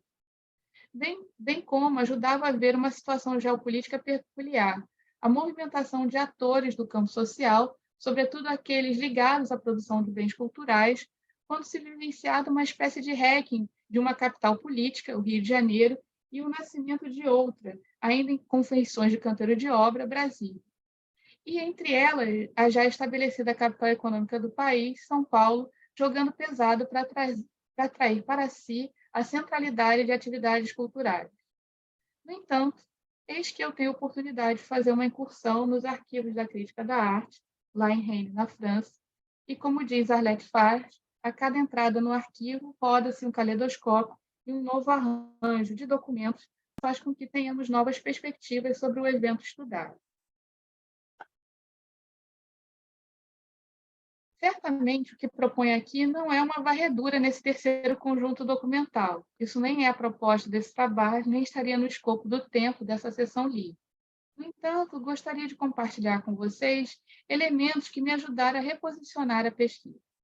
Correndo o risco de certa simplificação, permito-me dizer que esse conjunto documental trouxe contribuições para problematizar o papel de Pedrosa e a centralidade sobre Brasília nas narrativas sobre o Congresso. Segundo, revisitar certo grupo social, os críticos de arte, identificar de maneira mais fina certas dinâmicas que se estabeleceram em seu interior na organização do evento. E, por fim, mapear dinâmicas do processo de internacionalização específico do Congresso e de seus críticos. Começamos, então, a enfrentar esse conjunto documental pela leitura da primeira correspondência trocada entre Pedrosa e Gilles de Lafont. Nela, Pedrosa reporta a Gilles de Lafont que o Congresso de Brasília passou. Isso numa tradução livre. Le Congrès de Brasilia é passé, ele diz. À medida que avançamos na leitura desta carta, nos damos conta que a aparente aprovação dizia respeito ao arranjo político realizado no lado brasileiro. Distante dos meios dos críticos de arte, o Congresso havia sido apresentado por Oscar Niemeyer junto ao presidente da República, na época, Juscelino Kubitschek. Pela carta de resposta redigida por Gilles de Lafont, logo na sequência se pode perceber que, desde o início, o Congresso partia da articulação de Pedrosa. No entanto, sua estreita interlocução com Oscar Niemeyer e, sobretudo, a proximidade que este último tinha com o presidente da República é que permitiram a articulação política necessária para colocar o projeto do Congresso em movimento. O que parece curioso nessa articulação é perceber que a movimentação para a realização do Congresso da AICA começa do lado brasileiro, mais especificamente de um grupo de atores específicos que parecem ver na realização do evento meios para a legitimação social de suas teses políticas, arquitetônicas e também em relação à crítica da arte. Chama atenção para essa movimentação que parte de um grupo específico e não um movimento coletivo dos críticos de arte brasileiros na AICA, pois, na própria carta, elementos dessa negociação interna deixam seus indícios. Pedrosa escreve: as coisas devem ser mantidas em reserva até a próxima Assembleia Geral da AICA em Bruxelas. Fazia referência, assim, ao encontro da associação que aconteceria em meses mais tarde na Bélgica, em 1958, junto com a Exposição Universal, e na qual seria efetivamente apresentada a proposta do encontro no Brasil. Em um primeiro momento, pode parecer que pesava nesse pedido de reserva apenas um protocolo, ou seja, uma vez que o evento era um evento da associação, ele deveria ser enunciado por ela e não pelo governo brasileiro. Por sua vez, sendo um evento no Brasil, a proposta deveria ser apresentada pela seção brasileira da AICA para apreciação dos demais associados e somente assim deliberada como proposta da instituição. No entanto, as cartas que se sucedem, sobretudo aquelas que aparecem sendo trocadas após a aprovação do evento, elas demonstram que o que se poderia nomear de maneira simplificada como críticos de arte ou membros da BCA, que é a Associação Brasileira, que é a seção brasileira da AICA, possui também suas tensões e espaços de disputa interna. Em trabalho anterior, no qual me dediquei aos artigos de Sérgio Millier, no qual eu me dediquei aos artigos que Sérgio Millier escreveu sobre Brasília durante a preparação do Congresso e que foram publicados em jornais de grande circulação, chama atenção para uma tensão que se evidencia nesse outro conjunto documental, os jornais com os artigos do Millier, em que aparece o desejo do então presidente da BCA, que era o Sérgio Millier, de se afastar das atividades da seção justamente no período da organização de um importante evento da AICA no Brasil, que era o Congresso de 59. Na ocasião... 5 minutos. Tá bom, obrigada. Na ocasião, né, em que eu trabalhei esses artigos do Sérgio Millier, eu apontei que a leitura daquele material apontava para discordâncias no posicionamento político de Millier em relação a outros críticos de artes da BCA, mas, sobretudo, que ele apontava que ali haviam projetos distintos de internacionalização desses grupos que atuavam na associação naquele momento. No entanto, voltando para as cartas trocadas por Pedrosa e Delafonte, o que se explicita no processo de realização do evento é que Pedrosa começa apoiando seu projeto em uma rede de críticos mais ligadas a si próprio, sobretudo a Ferreira Goulart, Murilo Mendes e, em alguma medida, a Flávio de Aquino, com quem estremece relação ao longo do processo de realização do Congresso. No entanto, à medida que o projeto do Congresso avança, se consolida e, justamente por isso, apresenta seus entraves, percebemos que a AICA, via Simone Guilhy Delafonte, mais do que via Pedrosa, recorre a outros membros da seção brasileira que atuavam em posições estratégicas na associação, como Mário Barata, então secretário-geral da América Latina, para que se conseguisse efetivamente executar o evento. Aqui é uma cartinha em que é o momento em que o Flávio de Aquino ele pede um afastamento e o Mário Barata ele passa a atuar, e é onde boa parte da questão executiva da elaboração do evento se desenrola. Devo lembrar que boa parte da organização do Congresso ocorre após Mário Pedrosa ter recebido a bolsa da Unesco para realizar pesquisas no Japão, e, portanto, muito distante do solo brasileiro. No entanto, se, por um lado, a demanda operativa cria espaço para o nascimento de novas lideranças locais, como Mário Pedrosa, e esse novas lideranças locais, com muitas aspas, por outro lado, essa gestão do Congresso à distância por parte de Mário Pedrosa precisa articular também outras estratégias. Na carta de 16 de janeiro de 59, Pedrosa relata sua preocupação ao ter recebido as notícias do Brasil. Pedrosa escreve: o governo saiu muito fragilizado das últimas eleições gerais e parece que ele perdeu maioria no parlamento. Eu creio, então, que ele tenha talvez medo de apresentar na Câmara uma solicitação de crédito para o nosso Congresso, dado que a oposição é bastante hostil às despesas concernentes a Brasília. Isso em tradução livre que eu fiz. Na mesma carta, à mão, e o que está aqui à direita, Pedrosa já indica que um importante articulador para mediar a situação é ainda Oscar Niemeyer, a quem, em outras correspondências, se refere como amigo do presidente. À distância, Pedrosa atua também em outras frentes que pareciam estar mais ao seu alcance. Aciona sua rede de contatos na imprensa, os críticos da BCA, que atuavam nos jornais, para criar uma percepção de que o evento se realizaria. Em carta de 23 de janeiro de 59, ele escreve avisando que havia solicitado a Flávio de Aquino para que Niomar Muniz Sodré, diretora do Museu de Arte Moderna do Rio, fosse colocada ao corrente dos negócios. Na mesma carta, ele justifica o pedido informando que o MAN-Rio seria o local que abrigaria as sessões finais do Congresso. No entanto, ainda no mesmo parágrafo, as suas intenções se tornam mais claras. Ele escreve, pois ela mesma, Niomar Muniz Sodré, é bastante potente e realizadora. E continua, é necessário escrever também uma pequena carta da parte da AICA a Jaime Maurício, do Correio da Manhã, jornal do marido da Niomar, e lhes enviar materiais e, tendo oportunidade, passar comunicações e informações importantes sobre o Congresso.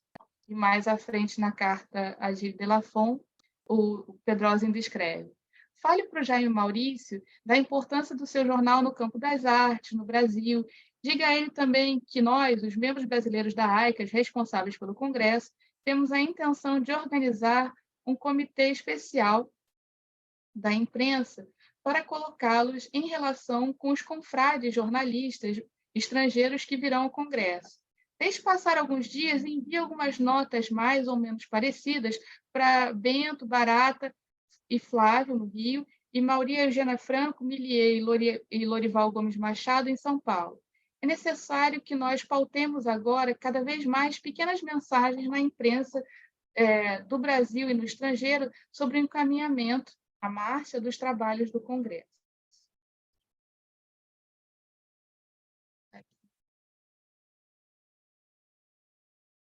Essa imagenzinha aqui, essas imagens que estão aqui à esquerda e que eu encontrei lá no MAN-Rio, nos arquivos do MAN-Rio, mostram justamente meses depois, quando Pedrosa, Mário Pedrosa, que é esse que está aqui no centro dessa fotografia, vem ao Rio para fechar algumas questões da organização do evento, e então estão lá todos, Jaime Maurício, Oscar Niemeyer, Niomar Muniz Sodré. Né? A imagem que localizamos nos arquivos do MAN, quando da visita de Pedrosa ao museu durante sua passagem pelo Rio de Janeiro para fechar a organização do Congresso, o arranjo que havia orientado por carta a Gilles Delafont parece ter dado seus frutos. Não só o Congresso já estava confirmado, como também posam para a foto da reunião, junto com Pedrosa, Niomar Muniz Sodré, Jaime Maurício, Oscar Niemeyer e Israel Pinheiro, ou seja, representantes de um importante museu e também da imprensa, bem como articuladores da construção de Brasília. Caminhando para o final da apresentação, ainda muito longe de dar conta do conjunto documental das cartas que apresentamos aqui, gostaríamos de observar como que, diferentemente dos trabalhos escritos até 2009, a interpretação do Congresso 59 via esse conjunto documental com uma atenção mais específica para a participação dos atores na sua construção, já nos leva a perceber algumas questões relativas ao estudo de um objeto como esse, cujo sítio é o trânsito em escala global. No caso dos críticos de artes envolvidos na construção do Congresso 59, trata-se de... Deixa eu botar aqui para ajudar no último slide. Então, assim, considerações finais. No caso dos críticos de artes envolvidos na construção do Congresso 59, trata-se de perceber como, ora, o circuito internacional, sobretudo a institucionalização da AICA, é utilizada por seus atores como lugar de legitimação social de práticas e ideias. No entanto, mesmo com uma circulação transnacional, muitas das tomadas de decisão dos atores é balizada por interesses locais, ou melhor, por interesses de grupos mais circunscritos. São esses recortes de grupo que, de fato, nos ajudam a compreender a movimentação dos atores individuais na rede. Assim, os recortes nacionais, por exemplo, tomar por análise críticos de arte brasileiros ou só a BCA, parece ser uma iniciativa insuficiente. De toda maneira, não se deve considerar que essa atenção mais comezinha, atenta à movimentação dos indivíduos e grupos, invalida leituras mais transversais. No caso que trouxemos aqui, por último, o caso do acionamento da rede de jornalistas e jornais é justamente o conhecimento que certos atores individuais, como Pedrosa, têm da escala de sua rede de ação que o permite tomar partido dela. Por fim, cabe ressaltar que, em meio a esse processo, o evento que estudamos pode ser lido como uma construção de intencionalidades difusas, negociadas, mas ainda assim situadas.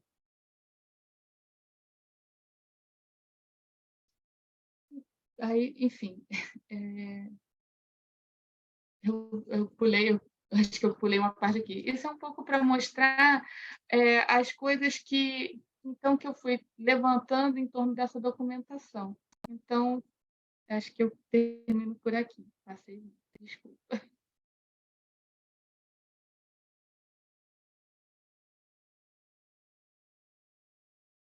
Acho que agora é Nilce. Carol, você... Obrigada, Carol. Gente, então eu vou ler também aqui, vou tentar ser breve. Eu vou apresentar aqui, então, 2 projetos que formam o dossiê Teatro Lírico, guardado no Núcleo de Pesquisa e Documentação, o NPD, da FAO-FRJ. Esses projetos antes foram guardados pelo Museu Dom João VI, da Escola Nacional de Belas Artes, e são oriundos de um concurso promovido pelo Ministério do Império Brasileiro em 1857, com o objetivo de selecionar o projeto de um teatro lírico a ser construído no campo da aclamação, ou Campo de Santana. Pode passar, por favor. Eu vou dividir pode passar, isso. Essa apresentação em 3 partes. Uma eu vou falar sobre o concurso em si, as condições e o resultado do concurso. Uma sobre os documentos que estão no NPD, são apenas 2 projetos que formam a coleção, e algumas breves conclusões sobre esse trânsito transatlântico anônimo, porque nós não conhecemos os autores do projeto. Pode passar, por favor, Carol. Então, o concurso, o sítio, os objetivos e o resultado. Pode passar, por favor. O campo da aclamação, então, além de abrigar, na época, né, a Câmara Municipal, o Senado Nacional, o Museu Real, ele havia abrigado um antigo palacete, que vocês estão vendo na primeira planta, no meio do campo, com a legenda Maison Royale, que foi construído em 1818 para a coroação de Dom João VI, como soberano do Reino Unido, de Portugal, Brasil e Algarves, e mais tarde serviu também para a aclamação de Dom Pedro I, em 1822. Esse palacete pegou fogo em 1841, mas ele era uma espécie de um palco, né, da exibição da nobreza sobre a praça, né? Então tinha esse sentido simbólico. Assim. O teatro que foi objeto do concurso, ele nunca chegou a ser construído, mas ele ia substituir o teatro provisório, né, que na verdade chamava Teatro Lírico Fluminense, mas era para ser temporário, então era mais conhecido como teatro provisório, que aparece na planta do meio, um pouco mais para o canto, no campo também. Então, esse teatro provisório ele foi construído após o segundo incêndio do Teatro São Pedro de Alcântara, no Largo do Rocio, né, que na primeira planta é a letra G, ali, né, no canto direito, que era um teatro particular, na verdade, mas que era usado como teatro da corte, né? Então, na verdade, não havia um teatro da corte, digamos assim, brasileira, né? E o concurso tinha esse objetivo. O teatro que seria construído devia ocupar esse espaço marcado por um quadrado na planta da direita, que, na verdade, essa planta era para fazer parte do edital, na verdade, mas talvez por questões de impressão, ela era separada e provavelmente não foi entregue a vários dos concorrentes, porque 18 dos 28 projetos apresentados no concurso foram eliminados porque não entenderam que o teatro não podia ocupar toda a largura da quadra, que o objetivo era que essas 4 fachadas fossem invisíveis, né? Pode passar, por favor. Tem um trecho do panorama no próximo slide, de um panorama do Desmond, que mostra os 2 teatros que eu comentei aqui, né? Um deles, pode passar, o Teatro São Pedro, no Largo do Rocio. Pode dar um clique, por favor, Carol. E já tendo sido incendiado, e o outro, lá na esquerda, o Teatro Provisório, né? Só queria observar que ambos têm uma composição assim bem simples, né? A sala e a caixa cênica estão sobre o mesmo telhado, de 2 águas, e eles têm um pórtico principal que marca a fachada, os 2 têm a mesma orientação, mas são composições relativamente simples, né? Se a gente tomar como exemplo outros teatros líricos, né? Em outras capitais. Pode passar, por favor. São poucos os registros sobre o teatro provisório, mas tem essa aquarela e esse canto de uma fotografia aí do Castro Ordonhas, do Campo da Aclamação, onde ele aparece também, mostrando que é um edifício assim, bem simples e compreendendo-se por que a corte pretendia construir um edifício mais imponente para ser seu teatro oficial. Pode passar, por favor. Então, o Ministério do Império Brasileiro lançou o edital no dia 12 de novembro de 1857. O programa foi estabelecido em comum acordo entre o ministro Marquês de Olinda e a Academia de Belas Artes, que também era responsável pelo julgamento dos projetos, e o programa tinha 23 artigos. Tem um manuscrito do Araújo Porto Alegre na Biblioteca Nacional que mostra quantos rascunhos foram feitos desse edital. Além de uma grande sala de espetáculos, o edifício devia acomodar de forma permanente companhias de canto e dança, que pressupunha um grande número de salas de ensaio, depósitos, todas as exigências de um teatro a ser mantido pelo Império. Devia abrigar maquinária moderna, iluminação a gás e ser adaptado ao clima, é o que diz um dos artigos. Ter sistema de prevenção contra incêndios e sala de até 90 palmos de diâmetro, cerca de 20 metros e meio, com 5 ordens de camarote, que era, na verdade, uma ordem de camarote a mais do que existia no Teatro São Pedro. O número de espectadores não aparece no programa, mas pelas dimensões eu estimo cerca de 1.200 espectadores, aí, no máximo acomodados entre plateia e camarotes. E o tamanho da sala demonstra uma compatibilidade com o que já acontecia no Teatro São Pedro. Deveria prever um camarote imperial no fundo da sala, bem de frente para a cena, né? E também um camarote imperial no proscênio, ambos com entrada exclusiva. O artigo 2º indica que o edifício do novo teatro devia também poder abrigar óperas líricas, bailados, pantomimas e festas públicas, né?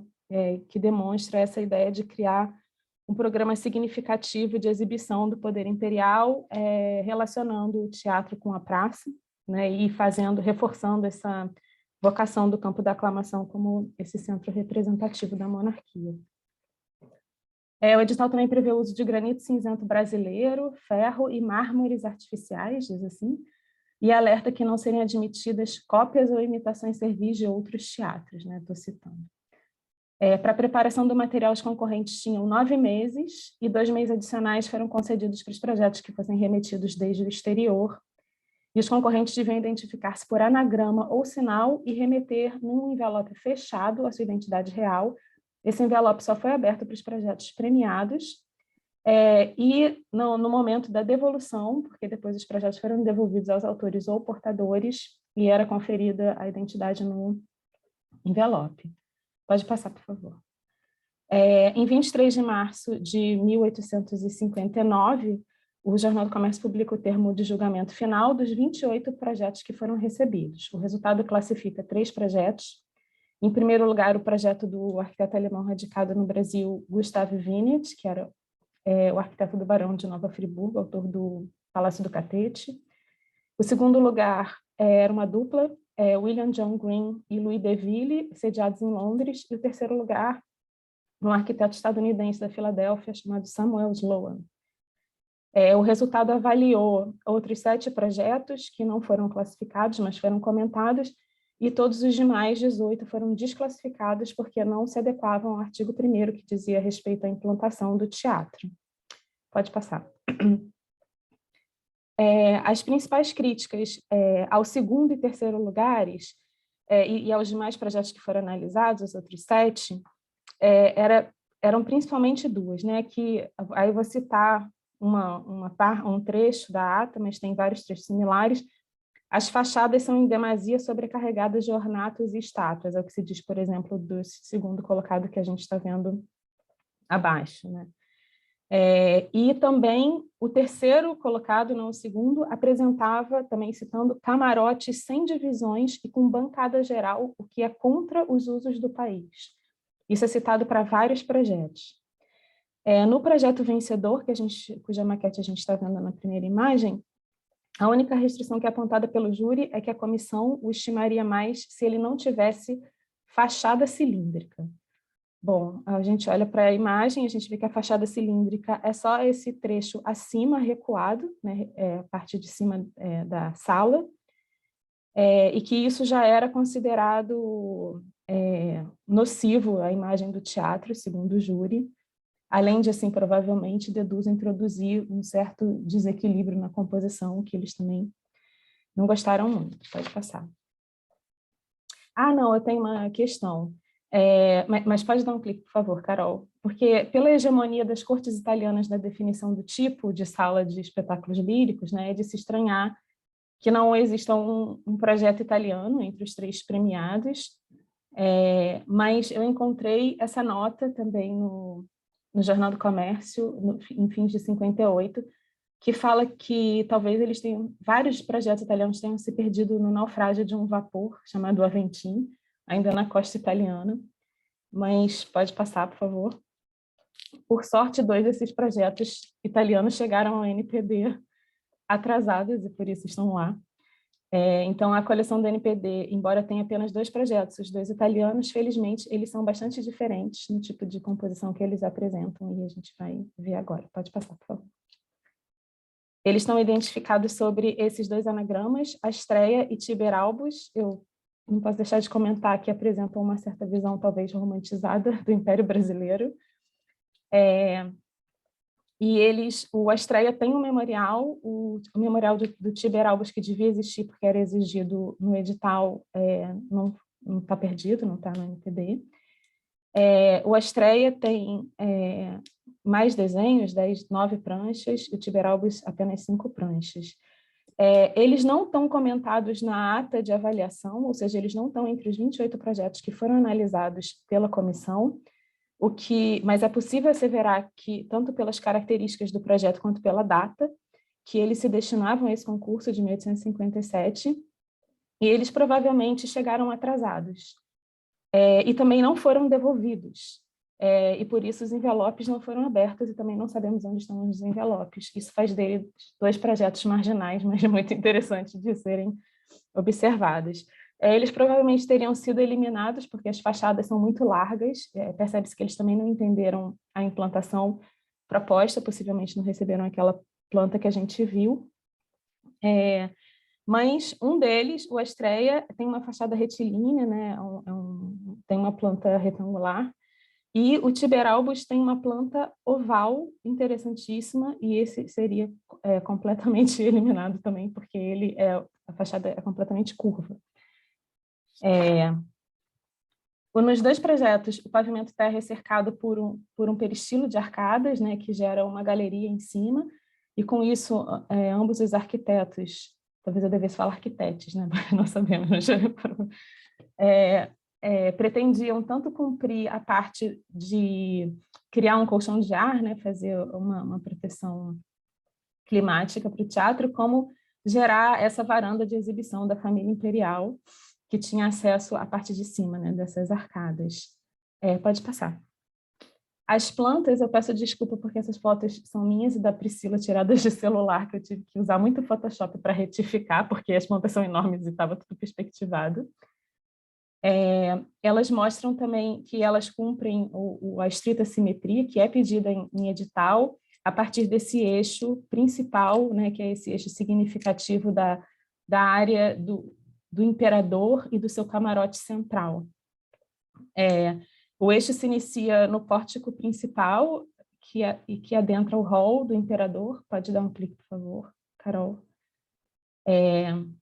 Que aparece aí nos 2, também peço desculpa por essas intervenções que estão meio tortas, mas tudo bem.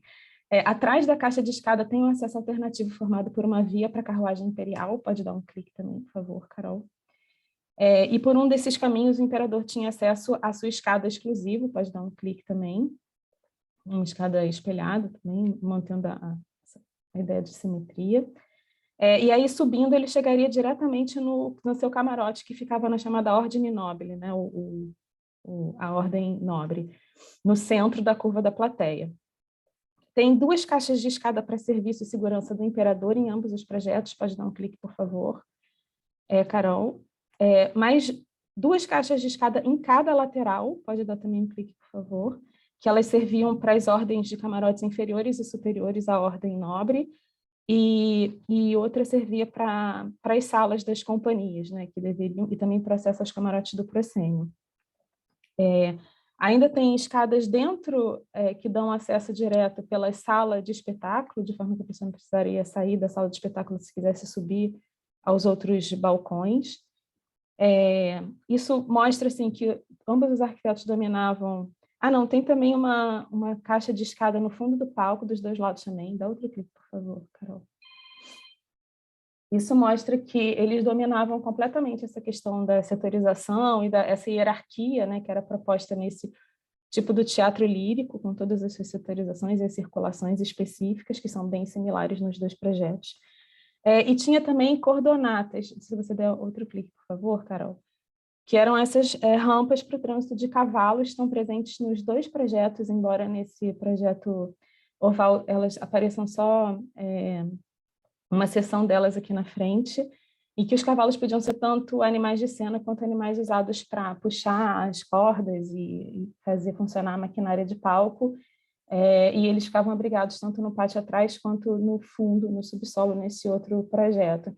Nesse projeto do Tiberalbos, esse oval, o autor está bastante preocupado com a segurança da família imperial, porque ele insere escadas e cômodos secretos, que estão escritos na planta como cômodos secretos, que levam diretamente para um quartel militar de infantaria que funciona dentro do teatro, e também tem acesso a essas cordonatas de cavalos. Pode passar, por favor.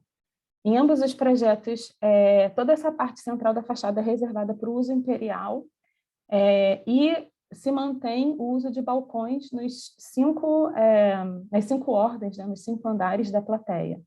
O autor desse projeto, A Estreia no Memorial, ele fala o seguinte, que embora na Europa já se usasse arquibancada, se usasse muita arquibancada dentro da plateia, né, dos teatros, ele fala que esse esquema dos camarotes é o mais belo sistema, porque uma classe de pessoas se distingue melhor das outras e porque os espectadores, especialmente o belo sexo, melhor mostra, sim, a sua toalhete.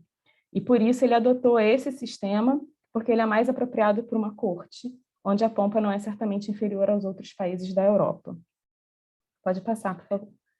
O autor desse projeto Tiberalbos, ele faz uma coisa muito interessante, que ele segue todo o protocolo na sala principal, mas ele insere 2 salas menores, inspiradas no teatro clássico antigo, aonde só existe o camarote do imperador, um camarote bem simples, e funciona com arquibancadas, né? Então, ele faz digamos, uma mediação, né, dessa exigência principal, que na verdade não era uma exigência em edital, né, mas que quem conhecesse um pouco interpretava a necessidade dos camarotes. Pode passar, por favor. Sobre as exigências de iluminação a gás e prevenção contra incêndio, um dos autores, o do A Estreia, que vocês estão vendo à esquerda, ele opta por não colocar o lustre central, e que ele faz essas observações sobre a questão da segurança, mas também sobre a questão de gerar um foco que compete com a luz cênica, então ele prefere distribuir luzes em torno da última ordem, e ele mantém o madeiramento no telhado, e já o autor do Tiberalbos, ele faz o uso de uma treliça metálica, e ele defende isso como forma de questão de prevenção de incêndio, e também como uma forma de trocar o ar, né, da sala. Ele fala que gera um colchão de ar também, que o ar pode ser trocado para o terraço. Vou dar uma corridinha aqui. Pode passar, por favor. Ambos os projetistas usam uma maneira bem engenhosa de fazer com que o piso do palco e o piso da plateia se juntem, né, como a gente conhece, que acontece em vários teatros, no Teatro Municipal também, inclusive, só que usam mecanismos diferentes, né, mas essa importância de criar um único piso para gerar os tais bailes públicos, que o teatro também deveria abrigar. Pode passar, por favor. E o corte de um dos projetos, o A Estreia, ele é mais interessante para mostrar a maquinária, ele tem mais informações, o Tiberalbos não tem tanta informação. É interessante a gente perceber que ainda permanecia muito o sistema italiano de trainéis e do uso do porão como a fonte principal das transformações de cena, não tem muitos recursos no urdimento. E o autor do Tiberalbos, ele coloca um detalhe de um mecanismo que fazia os trainéis deslizarem, que você podia a partir dos bastidores laterais, né? Você podia girar uma manivela e isso movimentava uma alavanca que fazia correr em trilhos metálicos os trainéis para dentro ou para fora de cena. Ele descreve isso assim, mesmo que não tenha memorial na legenda, com alguma precisão. E aí, pode passar para eu tentar umas conclusões rápidas aqui.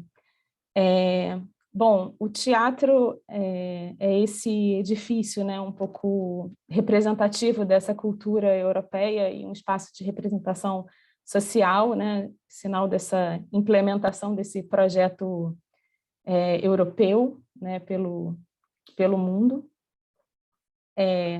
Quando em Portugal, né, eu gostaria talvez de fazer uma comparação dessa importância, né? Quando em Portugal o Teatro São Carlos é construído em Lisboa, no final do século XVIII, tinha um certo intuito da nobreza, né, de buscar incorporar, né, a burguesia dentro desse espaço, um intuito, né, um armistício.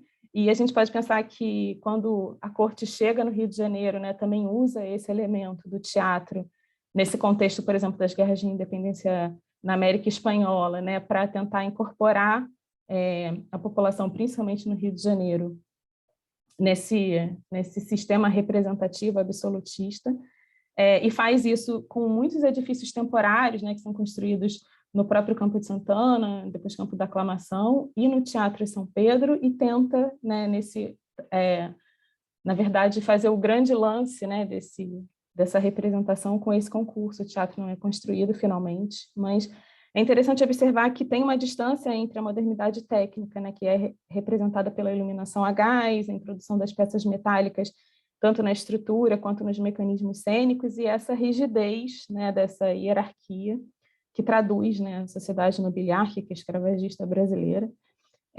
E ainda os aspectos de segurança do imperador, que estão principalmente no projeto do Tiber Albus, né?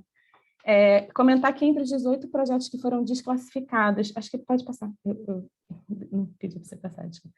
Entre os 18 projetos que foram desclassificados no concurso, havia um elaborado pelo Gottfried Semper, que foi analisado num artigo que a Priscila me indicou, do Michael Gneim, e ele destaca essa importância simbólica desse teatro, né, que seria construído nesse campo, no lugar do antigo Palacete da Aclamação, e substituindo o Teatro de São Pedro como um teatro da corte. E ele fala que o projeto do Semper tinha uma fachada cilíndrica, né, assim como o Tiber Albus, que já se encontrava em vários teatros da Europa, e ele cita, vou citar aqui entre aspas, né, que o Semper considerava essa fachada a quintessência da expressão arquitetônica de uma assembleia pública reunida em círculos ao redor de um evento.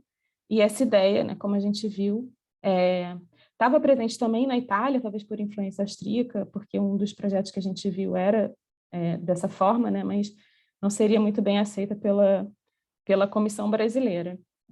E a questão também desse uso das arquibancadas, a gente está vendo aí um mapa de assentos do Teatro de Praga com as arquibancadas, isso era muito comum na Europa, e também a Europa tinha um interesse crescente, né, que daqui a pouco ia gerar um novo tipo de sala pelo próprio Semper e pelo Richard Wagner, que era a sala em leque, com inclinação pronunciada e tal, mas essa modernidade não estava entre as selecionadas, né, para compor o nosso teatro, né? Então, só para concluir, né, todos esses recursos modernos que eram exigidos em edital, na verdade, o que pesou mais, né, na análise do GNEM, e eu acho que a gente olhando os projetos que vencedores também, foi essa simbologia de uma certa hierarquia na composição arquitetônica, né, para além de todas as questões técnicas que os arquitetos podiam dominar, né, ou seja, uma certa seleção de a que modernidade se aderiria nesse objeto, né, que é simbolicamente tão importante, apesar de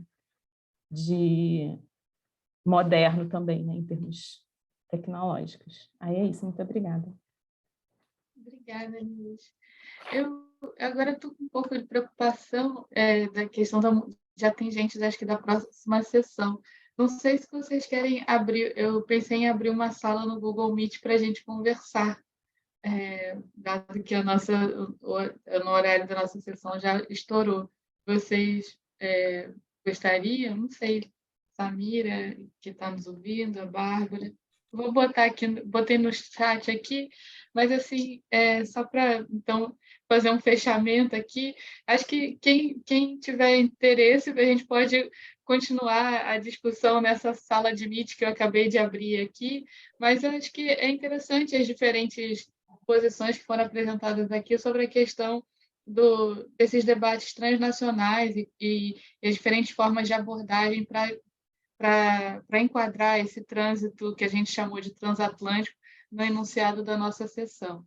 Enfim, eu acho que eu vou encerrando para já deixar espaço para o pessoal que está chegando poder, como é que é o nome? Usar a sala, enfim, mas quem puder entrar na próxima coisa, a gente faz só uma conversa final para fazer um balanço, acho que ajuda. Um abraço. Tchau, Fabiana. Estou deixando aí para você. Tchau, tchau.